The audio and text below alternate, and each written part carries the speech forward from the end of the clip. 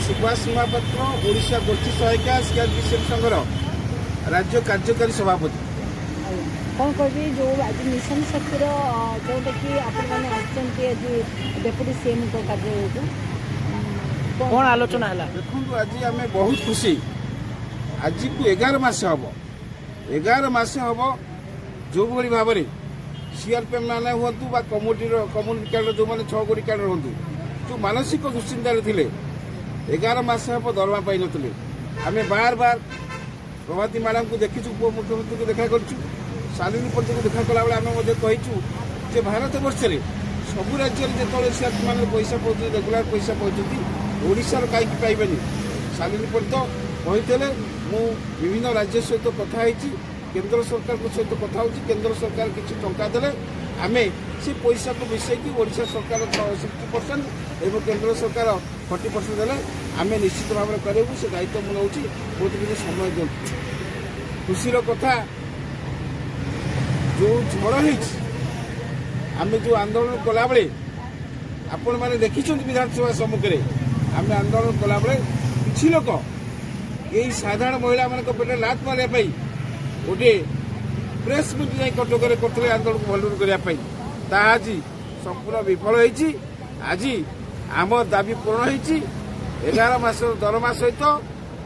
समस्त सीआरपी माने समस्त कम्युनिटी कार्डर माने पुणी स्थायी भाव में चाकरी पाइबे आम बहुत खुशी गर्वित एवं आम पुणी डाकरा देइथिलु आंदोलन आम कहीथिलु 18 तारिख पूर्व जदि सरकार दरमा घोषणा न करती ताले आम आंदोलन को जीवु आज आम आंदोलन को स्थगित रखीचु एवं आसंता काली मुख्यमंत्री सहित आमर समस्त सीआरपी मानकर भेटघाट अच्छी आम आज प्रभाती मैडम को आज शुभेच्छा जनाया आसीलु जेहेतु सी आम दरमा 11 मास पर आमर समस्त सीआरपी मान दरमा कर आसंता काली आम दाबी रखीचु मुख्यमंत्री सहित सॉरी दाबी नुहे आम संबर्धित करूँ खुशी आम बहुत खुशी जे 11 मास पर बहु कल्पना जब अवसान घटी सीआरपी मानकर दरमा आम बहुत बहुत बहुत खुशी अच्छे दीर्घ दिन धरी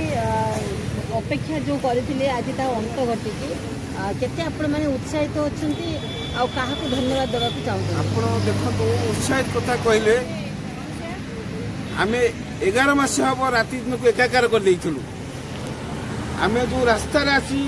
शह शह महिला हजार हजार महिला आंदोलन करथिलु आज सेही पे मैं खुशी अच्छु जे आमको शालीन प्रदेश जे मिशन शक्तिर सचिव हूँ बा ओडिशार मुख्यमंत्री हूँ ओडिशार उपमुख्यमंत्री प्रभाती बेड़ा जो भाई भाव में पदक्षेप नहीं पुणी स्थायी भाव में समस्त सीआरपी मान को स्थायी भाव में रखापी जो निष्पत्ति नहीं दरमा 11 मास पर समस्त दरमा समस्त घोषणा करें बधाई जनाऊँ धन्यवाद जनाऊँ संगठन तरफ ओडिशा गोष्ठी सहायिका सीआरपीएफ संघ एआईडीसी तरफ बहुत बहुत धन्यवाद दूँ कहीं आम संगठन लड़ाई कर शिखी लड़ाई कर अधिकार को आने शिखी तेणु आम समस्त को धन्यवाद दूँ आम बहुत खुशी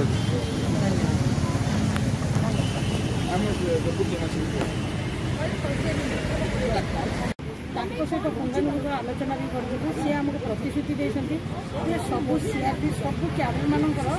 समस्त स्थायी नियुक्ति पाइबे क्या भी कई आम बाहर करेंगे नहीं जब भी लागू करेंगे किसी बहुत खुशी लगुच आम तो भाई जब 17 तारीख भितर आम किसी घोषणा न करेंगे 18 तारीख राजरास्ता अनिर्दिष्टकाल पर्यटन से परमिशन आज जो उपमुख्यमंत्री मुहर आम विषय में बहुत भल शुभचिंतक भाव से आमको बुझेगले नाई आम आपन को 11 मासर दरमा भी आम पाइबू आमर चाकरी दायित्व अच्छी 5 ରୁ 15टा एसएससी आम काम करें तामें आम स्टेट मानक चाकरी कंपनी स्थायी रहा आम जो भयभीत थी जेहतु गोटे नुआ गाइडलाइन आसाला गोटे सीआरपी 20टा एसएससी गोटे सीआरपी रही प्राय सीआरपी आम भौणी मैंने भयभीत थे आज मैडम निजे क्लीयर करके नाई नाई 5 ରୁ 15टा एसएससी रही गोटे सीआरपी काम कर तेणुकर आम गोटे क्लीयर होनी जे आम समस्त सीआरपी दीदी मैंने रे और समस्त मुख्य सचिव काम करेंगे आम भी सरकार को कथा दूँ आम सरकार साथी अच्छे साथी भी रही और सरकार आम कथा आम भी चाकरी